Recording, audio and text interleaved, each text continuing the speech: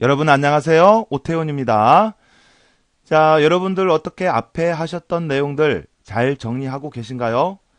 지금 함께하는 시간이 정말 보람된 시간이 되시길 간절히 바라겠습니다. 자, 이제부터는 이제 네 번째 챕터죠. 명령어 및 제어라고 하는 부분인데, 이 명령어 및 제어라고 하는 부분은 컴퓨터 내부에서 실제로 실행이 어떻게 이루어지는지 공부하는 그런 파트입니다. 그 중에서 이번 시간은 명령어에 대한 내용을 살펴볼 거예요. 자, 그러면 지금부터 시작해 보도록 하겠습니다. 자, 이번 시간에 학습할 내용을 먼저 살펴보면, 자, 이번 시간에는 우리가 실질적으로 컴퓨터에 어떤 실행을 하기 위해서 지시하는 이 명령어에 대해서 살펴볼 거예요. 그래서 명령어의 구성이라든지 명령어의 형식, 명령어도 여러 가지 종류가 있거든요. 그래서 그런 명령어의 형식, 이러한 내용들을 가지고 같이 공부해 보도록 하겠습니다.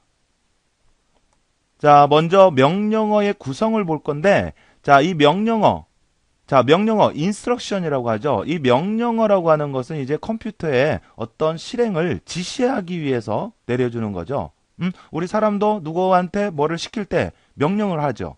그죠? 그런 것처럼 컴퓨터에 어떤 내용을, 어떤 처리를 지시를 할 때 사용을 하는 게 이제 명령어인데, 이러한 명령어는 크게 연산자라고 하는 부분, 자, 오퍼레이션 코드라고 합니다. 연산자 부분과 그 다음에 자료, 오퍼랜드라고 해요. 이렇게 크게 두 개의 부분으로 구성이 되어 있어요. 자, 그래서 요거를 우리가 그림으로 나타내 보자면, 자, 좌측에 있는 거, 요 부분이 이제 오퍼레이션 부분이에요. 자, 우리말로 하면 연산자라고 하죠. 연산자 부분. 연산자 부분. 줄여서 오피코드라고 돼요. 오피코드. 자, 그리고 오른쪽에 있는 거, 요 부분은 이제 오퍼랜드 부분.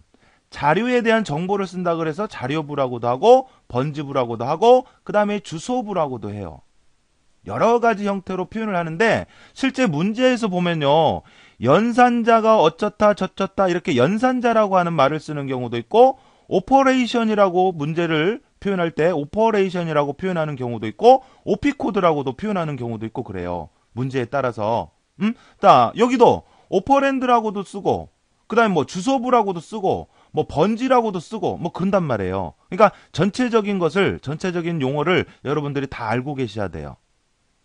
자, 그래서, 자, 명령어는 오퍼레이션 부분, 줄여서 오피코드 또는 연산자 부분, 요렇게 한 부분과, 그 다음에 오퍼랜드라는 부분, 오퍼랜드, 자, 번지부라고도 하고, 주소부라고도 하고, 자료부라고도 하고요. 알겠죠? 그래서 명령어는 이렇게 크게 두 개의 부분으로 구성이 돼 있더라, 이거죠. 자, 그랬을 때, 연산자 부분은, 오퍼레이션 부분은 뭐 하는 부분이고, 오퍼랜드, 번지, 주소부 여기는 뭐 하는 부분인지 설명을 드리도록 하겠습니다. 자, 그래서 먼저 연산자, 오퍼레이션 코드, 줄여서 오피 코드라고 하는데 이 연산자 부분은 뭐를 기입해주는 부분이냐면 수행해야 할 명령어가 들어있다라고 되어 있네요. 그러니까 실질적으로 수행해야 할 명령어를 기입해주는 부분이 이 오퍼레이션 부분이에요. 알겠어요? 실질적으로 수행해야 할 명령어. 실질적으로 처리할 것. 뭐 더하라든지, 뭐 빼라든지, 저장해라든지, 가져와라든지, 실질적으로 처리해야 할 명령어를 써주는 부분이 바로 연산자 부분이더라 이거죠. 알겠죠? 자, 그래서 이 오퍼레이션, 연산자 부분은 실질적으로 수행해야 할, 처리해야 할 명령어를 써주는 부분이고, 이 명령어를 가지고 이제 우리가 명령어 형식이라든지, 이건 바로 뒤에 나올 겁니다. 자, 그 다음에 동작 코드. 동작 코드라는 말은, 명령어 종류라고 보셔도 돼요. 명령어 종류를 알 수가 있고, 그 다음에 데이터 종류를 또 알 수가 있어요. 데이터 유형, 데이터 종류. 자, 예를 들어서 여기가 뭐 더하라고 했다. 그러면 이 더하려면 그러면 산술 데이터가 필요하겠구나. 뭐 이렇게 이 명령어를 수행하기 위한 데이터의 유형을 파악할 수가 있단 말이죠. 알았죠? 자, 그래서 데이터 유형 등을 표시를 한다라고 되어 있고, 자, 그 다음에 이 연산자 부분이 m비트가 있으면, m비트로 구성이 되어 있으면 최대 표현할 수 있는 명령어의 개수가 2의 n승가지다 라고 되어 있는데, 자, 우리 이진수는 이제 0과 1을 가지고 표현을 하다 보니까 n비트로 되어 있으면요, n비트이면 최대 표현할 수 있는 가지수가 2의 n승가지를 표현할 수가 있어요. 자, 예를 들어서 1비트가 있다. 1비트. 그러면 1비트를 가지고 표현할 수 있는 것은 0 아니면 1이겠죠. 그럼 두 가지를 표현할 수가 있단 말이에요. 그러니까 2의 1승가지를 표현할 수가 있는 거죠. 자, 2비트가 있다. 그러면 2비트를 가지고 표현할 수 있는 것은 00이거나 01이거나 10이거나 11이거나 해서 네 가지를 표현할 수가 있단 말이에요. 즉 2의 2승가지를 표현할 수가 있단 말이에요. 그러니까 이런 식으로 쭉 하다 보면 n비트를 가지고 있으면 표현할 수 있는 개수가 2의 n승가지란 말이죠. 자, 그러니까 여기 이 오퍼레이션이라고 하는 부분은 실질적으로 수행할 명령어를 써주는데 여기가 n비트로 되어 있어? 그러면 여기에다가 이 부분에다가 표현할 수 있는 명령어의 개수가 2의 n승가지의 명령어를 표현할 수가 있다. 이런 얘기죠. 어떻게 무슨 말인지 알겠죠? 응? 자, 그래서 이러한 식도 같이 한번 봐주시고, 이 식과 관련된 문제도 나와요. 연산자 부분이 n비트이면 최대 표현할 수 있는 명령어 개수가 몇 개인지 물어보는. 아셨죠? 자, 그렇게 하고, 그 다음에 앞에서도 얘기한 것처럼 OP 코드라고도 해요. 오퍼레이션 부분을. 자, 그래서 연산자 부분은 연산자 부분은 실질적으로 수행해야 할 명령어를 기입해주는 부분이더라. 자, 요거 알아두시고, 자, 요거를 통해서 알 수 있는 것은 명령어 형식이라든지 동작 코드, 명령어의 종류, 그 다음에 데이터 종류, 이런 것 등을 파악할 수가 있고, 자, 여기 이 부분이, 연산자 부분이 n비트로 되어 있으면 여기에 표현할 수 있는 최대 명령어의 개수가 2의 n승가지더라. 이렇게 해서 정리를 해주시고요. 자, 그 다음에 명령어의 또 하나의 부분은 오퍼랜드라고 하는 부분이에요. 오퍼랜드. 자, 자료부라고도 하고 번지부라고도 하고 또 다른 말로 주소부라고도 한다고요. 주소부. 자, 그러면 이제 이 오퍼랜드라고 하는 부분이 어떠한 부분인지 말씀을 드리면 실제 데이터에 대한 정보가 들어있다라고 되어 있네요. 실제 데이터에 대한 정보. 자, 이 오퍼레이션이라고 하는 부분, 이 부분은 명령어를 써준다고 그랬죠? 실질적으로 수행해야 할 명령어. 그러니까 실질적으로 수행해야 할 명령어, 뭐 더한다든지, 뭐 뺀다든지, 뭐 곱한다든지, 뭐 저장한다든지, 불러온다든지, 실질적으로 수행해야 할, 동작해야 할 명령어를 써준단 말이에요. 자, 그러면 더해라. 그러면 뭘 더할 거냐 이거죠. 빼라. 그럼 뭘 뺄 거냐 이거죠. 가져와라. 그럼 뭘 가져와야 되냐 이거죠. 그러니까 이 명령어를 수행하기 위해서는 뭐가 필요해요? 명령어를 수행하는 데 있어서 필요한 자료가 필요한다면 자료. 그래서 이 오퍼랜드에서는 그러한 실질적으로 명령어를 수행하는 데 있어서 필요한 데이터에 대한 정보를 써주는데, 여기서 말하는 정보라고 하는 게 뭐냐? 자료가 저장이 돼 있는 자료의 주소를 얘기를 해요. 또는 번지라고도 얘기를 할 수가 있겠죠. 자, 그러니까 결국 무슨 얘기예요, 그러면? 이 주소에 여기에 기입된 주소의 자료를 가지고 이 명령어를 수행을 해라. 이런 얘기가 되겠죠. 알겠어요? 이 주소에 있는 자료를 가지고 이 명령어를 수행을 해라. 이런 얘기가 된다 이거죠. 알겠죠?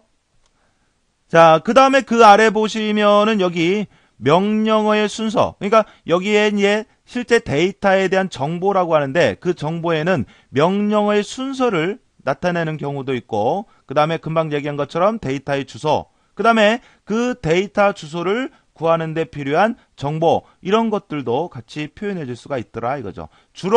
대체적으로는 이 자료의 주소, 데이터의 주소를 일반적으로는 표현하게 되는 거고요. 자, 그 다음에 자료부의 비트 수가 n비트이면 메모리 용량이 최대 2의 n승 워드이다라고 되어 있는데, 이게 무슨 얘기냐면요. 여기 이 오퍼랜드라고 하는 부분은 용량하고 관련이 있어요. 용량의 크기, 용량하고 관련이 있는데 여기에다가는 우리가 뭐를 기입해 준다고 그랬죠? 자료의 주소. 자료의 주소. 그래서 여기가 m비트로 되어 있다는 얘기는 그러면 표현할 수 있는 자료의 가지수가 자료 주소의 가지수가 2의 n승가지의 자료의 주소를 기입할 수가 있다는 얘기거든요. 그러면 2의 n승가지의 자료의 주소를 기입을 한다는 얘기는 2의 n승만큼의 자료가 저장이 되어 있다는 얘기거든요. 그러니까 그만큼의 용량이 필요한 거죠. 알겠어요? 자, 그래서 이 오퍼랜드라고 하는 부분은 용량하고 관련이 있어요. 용량.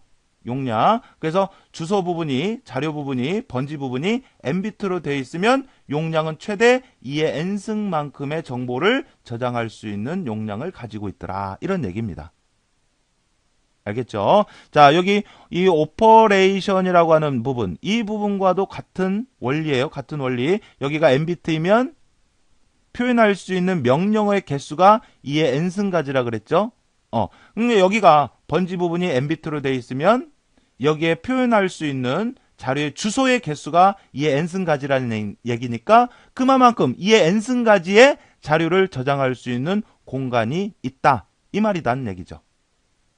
알겠죠? 자, 그렇게 하고, 자, 이 오퍼랜드라고 하는 부분은 다른 말로 번지부, 주소부, 또는 여기 어드레스 필드, 뭐 이렇게도 얘기를 하더라 이거죠.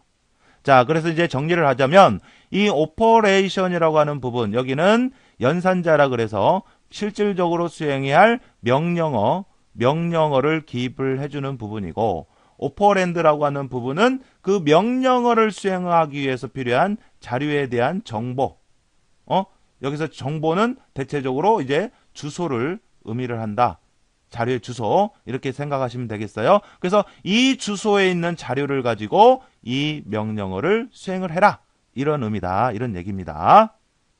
자, 그 다음에 여기에서 우리가 또 한 가지 알아두실 게 있어요. 연산자의 기능이라 그래서 여기 보면 이 오퍼레이션이라고 하는 부분, 이게 연산자라고 했죠. 실질적으로 수행해야 할 명령어를 써주는 부분, 오피코드라고도 하고요. 그러면 이 연산자라고 하는 부분의 기능은 크게 이렇게 네 가지를 나타낼 수가 있어요. 네 가지로 함축해서 표현할 수가 있어요. 자, 요거 알아두셔야겠네요.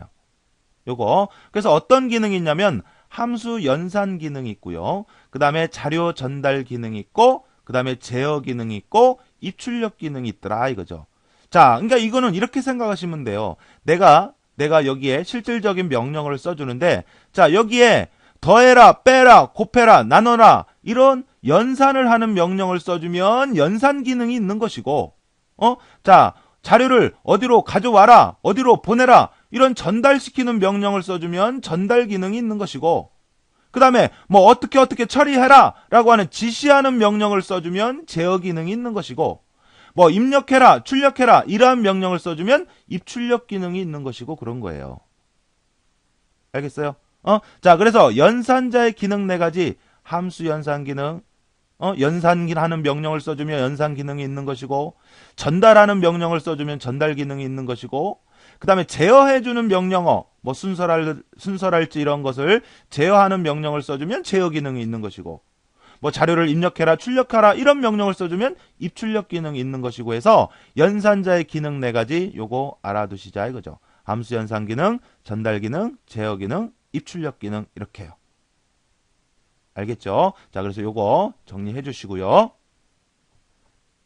자, 그 다음에 이제 명령어 형식이라고 하는 요 내용을 좀 볼 건데, 자, 앞에서 본 것처럼 모든 명령어가 하나의 연산자 부분, 하나의 번지 부분, 요렇게만 모든 구조가 다 똑같다 그러면 뭐 크게 문제가 되지를 않는데, 경우에 따라서 이 번지 부분, 주소 부분이 없는 것도 있고, 그 다음에 하나 있는 것도 있고, 두 개 있는 것도 있고, 세 개 있는 것도 있고 그래요. 그래서 이렇게 주소 부분이 어떻게 되냐에 따라서 명령어의 형태가, 포맷이, 구조가 또 다양하게 나눠지더라 이거죠. 자, 그래서 이제 거기에 대한 내용을 살펴볼 건데요. 자, 그래서 먼저 영주소 형식을 볼게요. 영주소 형식. 그러니까 주소 부분이 0개 있다 이거죠. 영주소 형식. 자, 그래서 요거는 형태를 보면, 구조를 보면 이렇게 오피코드만, 연산자 부분만 있어요. 주소 부분이 없어. 주소 부분이 없는 것을 영주소라 그래. 영주소. 영주소. 그러니까 이 명령어 형식은 어떻게 보면 주소 부분에 오퍼랜드 주소 부분의 주소부의 개수에 따라서 나눈 것이다. 이렇게 보셔도 돼요. 자, 그래서 영주소 형식은 이렇게 주소 부분이 없어서 영주소 형식이라고 하는데, 자, 요거의 특징 보면 기억장치에 접근할 오퍼랜드부가 없을 때, 그러니까 기억장치로 찾아갈 명령어를 수행을 하는데 굳이 기억장치로 가져와서 꺼내올 내용이 없었을 때 이러한 명령어를 쓰는 거예요. 그래서 오피코드 부분만, 연산자 부분만으로 구성이 된다 이거죠. 알겠죠? 자, 그 다음에 모든 연산은 스택이라고 하는 거에 의해서 이루어지는데, 자, 사실 이 스택 중요하거든요. 자, 그러면 스택에 대해서 먼저 말씀을 드릴게요. 이 스택이라고 하는 것은 자료의 삽입, 삭제가 스택 포인터가 가리키는 한쪽 끝에서만 이루어지는 자료 구조. 그러니까 자료를 저장하는 하나의 방법이에요. 구조. 이것을 우리가 스택이라고 하는데, 자, 이렇게 되어 있어요. 이렇게 입구가 하나 입구를 가지고 이 하나의 입구로 삽입과 삭제가 이루어지는 거예요. 자, 그래서 여기서 자료를 삽입을 하면 이렇게 밑에서부터 쌓여요. 그 다음 삽입을 하면 그 위로 쌓여요. 그 다음 삽입을 하면 그 위로 또 쌓이고 이렇게. 그래서 이렇게 하나의 입구를 가지고 하나의 입구로 자료의 삽입과 삭제가 이루어지는 이러한 자료 구조를 우리가 스택이라고 하는데, 이 스택은 가장 나중에 삽입된 자료가 가장 먼저 삭제되는 후입 선출, last in, first out이라 그래요. 줄여서 LIFO 구조라고 하죠. 그래서 나중에 들어간 것이 먼저 나오는 방식이다 이거죠. 자, 그러면 입구가 여기로 들어왔는데 또 이쪽으로 나가야 되니까 출력을 하게 되면 맨 위에 있는 것 요것부터 이렇게 나가게 되거든요. 그러면 맨 먼저 나왔던 이 C는 언제 들어온 거예요? 이 셋 중에서 제일 나중에 들어온 거잖아요. 그러니까 나중에 들어온 것부터 먼저 나가게 되는 그러한 형식으로 처리가 이루어지더라 이거죠. 그 다음 또 삭제하라 그러면 그 다음 이제 요거 나가는 거고, 그렇죠. 알겠죠? 자, 그래서 스택은 나중에 들어온 것이 후입, 나중에 들어온 것이 먼저 나가게 되는 last in, first out, LIFO 구조를 띈 것이 스택이다. 자, 그 다음에 스택에 데이터를 삽입하는 연산을 푸시라 하고요. 푸시. 그 다음에 데이터를 삭제하는 연산을 팝이라 그래요. 팝. 그러니까 이건 명령어예요. 푸시. 삽입해라. 팝. 삭제해라. 스택 메모리에서. 알겠죠? 자, 그래서 스택은 이렇게 한쪽에서만 삽입과 삭제가 이루어지는, 삽입 삭제가 이루어지는 자료 구조를 스택이라고 하더라 이거죠. 스택. 자, 그래서 이 0번지 형식은 다른 거 다 필요 없고요. 요것만 알아두세요. 0번지 형식으로 된 모든 연산은 스택 메모리를 이용을 하더라. 스택에 의해서 이루어지더라. 스택이라고 하는 거 요거 알아두세요. 중요해요. 스택. 뭐가? 0번지가. 그러니까 0번지하면 뭐 알아둬요? 스택 구조구나. 스택에 의해서 이루어지는구나. 이렇게 알아두세요. 0번지 하면 뭐 알아두자고요? 스택. 알겠죠? 0번지 하면 뭐 알아두자고요? 스택. 스택 구조를 사용을 한다고요. 0번지 하면 스택. 제가 몇 번 얘기하는지 몰라요, 지금. 0번지 하면 뭐요? 스택. 자, 그리고 요거는 명령어의 길이가 짧아서 여기 주소 부분이 없으니까 그만큼 짧아지는 거죠. 기억 공간을 적게 차지한다. 자, 그래서 영주소 하면 주소 부분이 없어서 영주소 형식이라고 하고, 기억장치에 접근할 필요가 없는 그러한 명령어를 사용을 할 때 이용을 하게 되고, 그 다음에 영주소 하면 뭐? 스택. 알겠죠? 자, 요거 알아두시고요. 자, 그 다음에 또 하나의 형식은 일주소 형식이 있어요. 자, 그러면 얘는 왜 일주소 형식이냐? 기본 구조처럼 하나의 연산자와 하나의 주소, 오퍼랜드 부분이 하나 있다. 그래서 일주소 형식 이렇게 생각하시면 돼요. 자, 일주소 형식이고, 자, 이 일주소 형식은 오피코드 1개와 오퍼랜드 1개 이렇게 구성이 되어 있고요. 자, 얘는 모든 연산이 누산기에 의해서 수행이 되더라. 누산기가 뭐예요? 어큐뮬레이터, 레지스터의 한 종류잖아요. 연산 결과를 기억시켜주는, 그죠? 연산 결과를 기억시켜주는 레지스터인데, 이 1주소, 그러면 이 누산기 알아두세요. 1주소 하면 누산기. 시험 문제 이것밖에 안 나와요. 자, 0주소 하면 뭐 알아두자고요? 0주소 하면 스택. 1주소 하면 뭐 알아두자고요? 1주소 하면 누산기. 0주소하고 1주소에 관한 문제가 나왔다 그러면, 자, 여기에 관한 문제예요. 0주소 형태를 사용을 하는 메모리 구조가 뭐냐? 1주소에서 쓰는 것이 뭐냐? 이렇게. 아셨어요? 자, 그래서 1주소는 주소 부분이 이렇게 하나 있다 그래서 1주소고요. 누산기를 사용하더라. 누산기. 자, 이렇게 알아두시면 되고, 자, 그 다음에 이제 그 뒤에 보면 2주소 형식과 3주소 형식이 있는데, 이 두 가지가 이제 일반적으로 사용하라 하는 명령어 형태이기도 해요. 가장 많이 쓰여요. 자, 그래서 2주소 형식을 먼저 보면, 2주소 형식은 이렇게 주소 부분이 두 개 있어요. 그래서 2주소 형식이에요.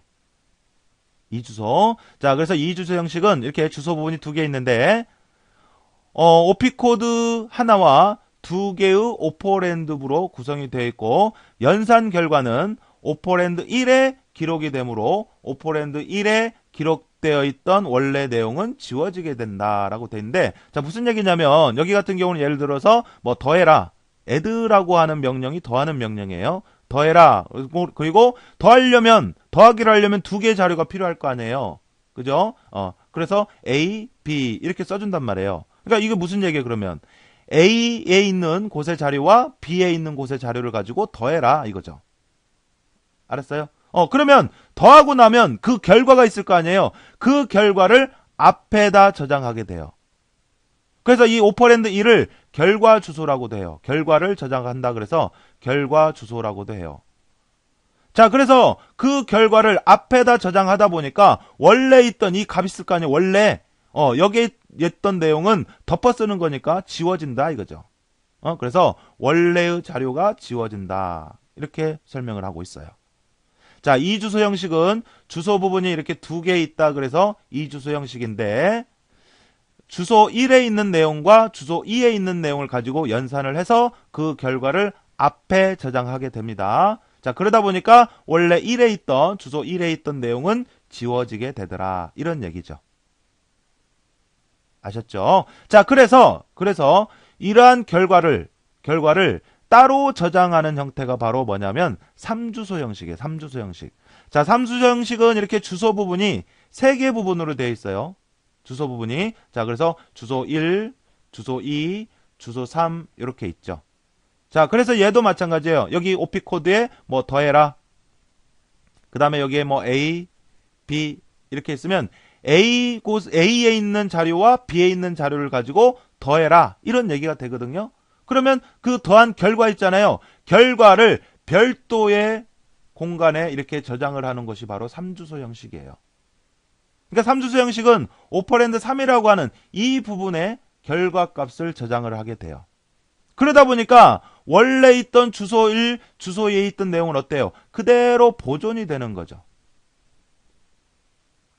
알겠죠? 자, 그래서 오피코드부하고 3개의 오퍼랜드로 구성이 된 것이 3주소 형식이고, 연산 결과는 오퍼랜드 3에, 자, 여기 이 부분에 기록이 되고, 연산 후에도 입력되어 있던 자료가 변하지 않고 보존이 된다 이거죠.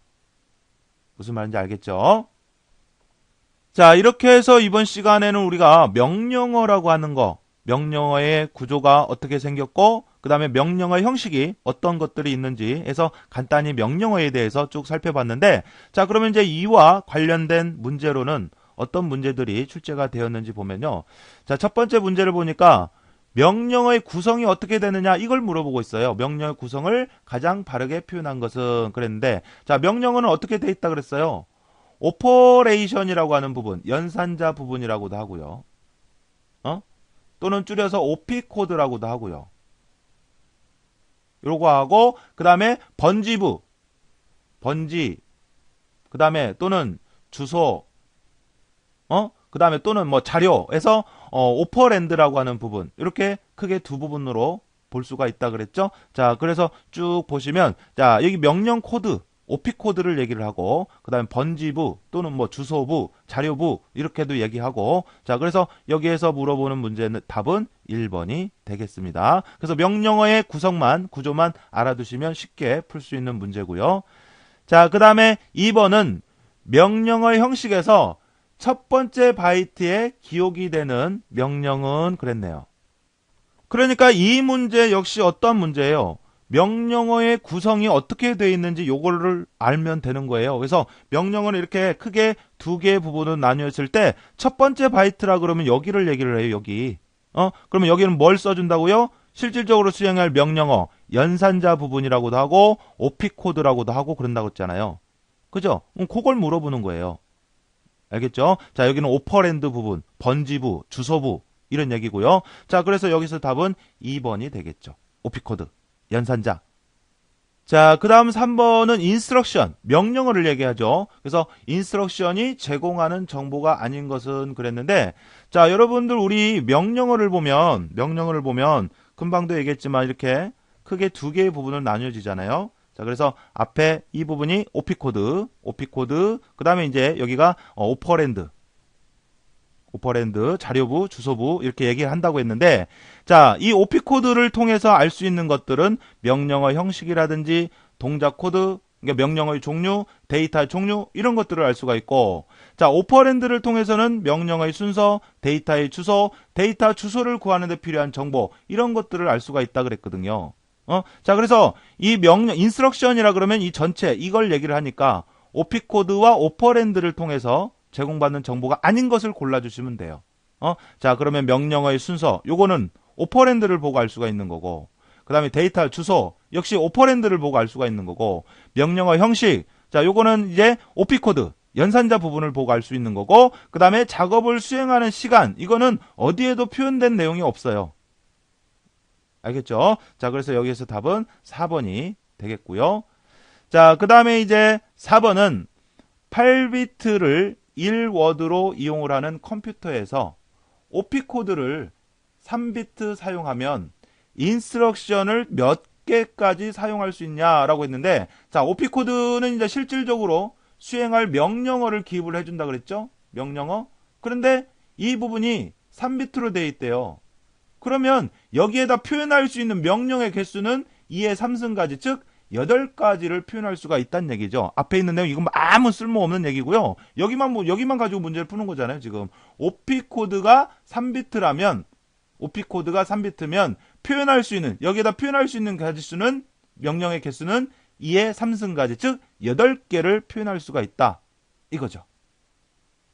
알았죠? 자, 그래서 여기에서 답은 3번이 되겠습니다. 자, 그렇게 하시고요. 자, 그 다음에 이제 5번은 명령어는 연산자 부분과 주소 부분으로 구성이 되는데, 주소 부분의 구성 요소가 아닌 것은, 그러니까 주소 부분을 보고 우리가 알 수 있는 것이 아닌 것은 이렇게 보시면 되겠는데, 자, 데이터의 종류. 자, 이 데이터의 종류는 뭐를 보고 알 수가 있는 거예요? 수행해야 할 명령어가 뭐 더하는 명령인지 뭐 저장하는 명령어인지 그거를 가지고 데이터 유형을 파악할 수가 있거든요. 그죠? 그러니까 데이터의 종류는 이거는 주소 부분과 관련이 없고 OP 코드, 연산자 부분과 관련이 있는 거죠. 요거는. 알겠어요? 자, 그렇게 하고 이제 나머지 요것들은 이제 주소 부분과 관련된 내용이고 그렇습니다. 알겠죠? 자, 그래서 여기서 답은 1번이 되겠고요. 자, 그 다음에 이제 6번은 기계어의 오퍼랜드에는 주로 어떤 내용이 들어가 있는가? 오퍼랜드. 뭐를 써준다 그랬죠? 주소, 대부분 주소. 자료에 대한 정보, 주소, 번지. 자, 그래서 3번이 되겠습니다. 자, 이어서 7번은 연산자의 기능과 관계가 없는 것은 그랬는데, 자, 연산자의 기능 4가지가 있었죠. 뭐뭐 있었어요? 함수 연산 기능이 있고, 그 다음에 제어 기능이 있고, 입출력 기능이 있고, 한 가지 더 전달 기능이 있죠. 전달 기능. 이렇게 4가지로 함축해서 표현할 수가 있다 그랬죠. 그래서 연산자 기능 4가지, 함수 연산 기능, 전달 기능, 제어 기능, 입출력 기능, 주소 지정 기능 이런 것은 없습니다. 알겠죠? 연산자 기능에. 자, 그래서 여기서 답은 3번이 되겠고요. 자, 그 다음에 이제 8번은 명령어 형식 중 기억장치에 접근할 피연산자가 없어서, 그러니까 메모리로 찾아갈 필요가 없어서 산술에 필요한 명령어는 스택 그러면 몇 번지? 0주소 형식, 0주소. 알겠어요? 그래서 0주소 형식을 지금 얘기를 하는 거예요. 1주소 그럼 뭐요? 누산기. 이렇게 구분을 해서 알아두시면 되겠고요. 그러니까 기억장치에 접근할 자료가 없으니까 그 기억장치의 주소를 써줄 필요가 없으니까 그냥 0주소 형식, OP 코드만 이렇게 있는 거죠. 그래서 이걸 0주소 형식이라고 하는데 이 0주소 형식은 스택 구조를 사용을 하더라. 요거 정리를 해주시고요. 자, 그 다음에 9번 역시 또 나왔네요. 0주소형 명령은 연산 시 어떤 자료 구조를 이용을 하느냐. 자, 뭐예요? 스택. 알겠죠? 그래서 스택이라고 하는 거 말씀드렸죠? 하나의 입구를 가지고 삽입과 삭제가 이루어지는 자료 구조. 그래서 자료를 삽입을 하게 되면 밑에서부터 해서 위로 이렇게 쌓인다고요. 자, 그래서 나중에 입력이 되었던 것이 먼저 나가는 LIFO, Last in, First out의 구조를 우리가 스택이라고 합니다. 자, 그 다음 10번은 스택 연산에서 데이터를 삽입하거나 삭제하는 동작을 나타내는 연산. 자, 제가 앞에서 설명을 드렸는데 이렇게 하나의 입구를 통해서 삽입과 삭제가 이루어지는 거, 이것을 우리가 스택이라고 한다고 했죠. 자, 그래서 삽입하는 명령어, 이게 뭐예요? 이게 푸시죠, 푸시. 그 다음에 삭제해라, 이런 명령을 뭐라고 한다고요? 팝이라고 해요, 팝. 알겠어요? 자, 푸시는 삽입, 그 다음에 팝은 삭제를 나타내는 명령어예요. 자, 그리고 다시 말씀드리면 스택은 나중에 들어온 것이 먼저 나가는 LIFO 구조를 가지더라. 이런 얘기입니다. 자, 그래서 여기서 답은 3번이 되겠죠. 자, 그렇게 하고 11번은 인스트럭션 형식 중 모든 데이터 처리가 나왔네. 누산기 그러면 몇 번지 형식? 1주소 형식. 이렇게 알아두시라고요. 0주소 하면 스택. 알겠죠? 자, 그렇게 하시고, 자, 그 다음 12번 문제를 볼까요? 12번 문제는 하나의 명령어가 두 개의 오퍼랜드를 가지고 있으며, 여기까지 해서 문제는 끝났네요. 오퍼랜드가 두 개래요. 오퍼랜드가 두 개. 그래서 그러한 명령어 형식이 뭐냐? 이 말이죠. 그죠? 자, 그래서 우리 앞에서 본 것처럼 명령어 형식이 있으면 연산자 부분 하나 있고 주소 부분이 이렇게 두 개 있는 거, 주소 1, 주소 2 해서 주소 부분 이렇게 두 개 있는 거, 이게 뭐예요? 이 주소 형식이죠? 그죠? 이 주소 형식이고요. 자, 여기서는 이 메모리, 이 어드레스 있는데 혼동하지 않도록 구분해 주시고, 자, 그래서 이 주소 형식에서는 어떻게 한다 그랬죠? 주소 1과 주소 2의 내용을 가지고 연산을 해서 그 결과를 앞에 저장하게 된다고요. 그래서 주소 1에 있던 내용이 지워진다 그랬죠. 원래. 자, 그래서 처리할 데이터를 제1, 제2 오퍼랜드에 기억시키고 그 처리 결과를 제1 오퍼랜드에 기억시키므로 제1 오퍼랜드로 표시된 장소에 기억되어 있던 내용은 처리 후에 지워지는데, 이러한 명령어 형식이 뭐냐? 이 주소 형식, 이 어드레스. 알겠죠? 자, 그래서 답은 3번이 되겠고요. 자, 그 다음에 이제 13번은 연산 후에도 입력 자료가 변하지 않고 보존되는 특징을 가진 그런 형식은 뭐예요? 자, 명령어 형식의 이 주소 형식은 그 연산 결과를 주소 1에 기억을 하다 보니까 주소 1에 있던 내용이 지워진다 그랬죠.